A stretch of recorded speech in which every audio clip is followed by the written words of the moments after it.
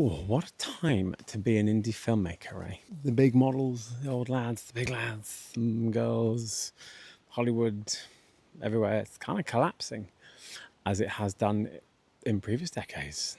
Yeah, from the 60s, all those massive, elaborate films.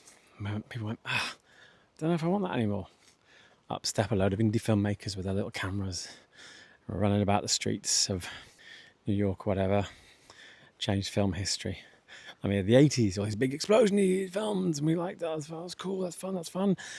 And then, a bit of a burnout. Get into the 90s, and a load of indie kids running around with video cameras and small film cameras making cool stuff, changing cinema history.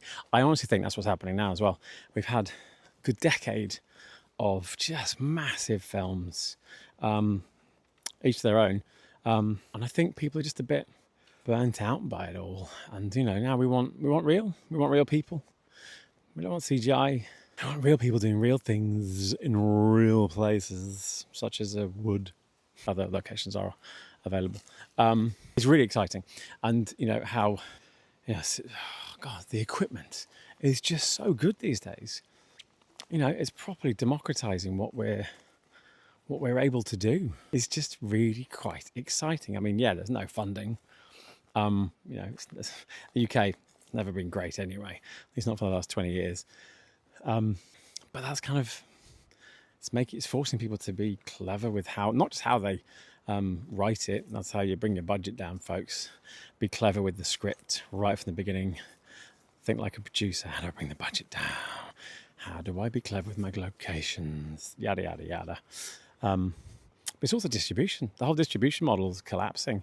Recruitment models, that's the way they were doing that for a while, is gone. And yeah, some stuff's going to go wrong and burn down. No, actually, I don't want that to happen in real life. But I suppose after a forest fire, it means new growth can happen. Oh, yeah, that's cool. That's true. It's all burning down. New shoots, new roots will grow. Seedling filmmakers will grab iPhones and Nikon ZRs with their red brains and make cinema quality films with tiny crews, therefore tiny budgets and interesting stories, and they won't be held back because of lack of funds or equipment or studio space. What a time to be alive, eh? Have fun.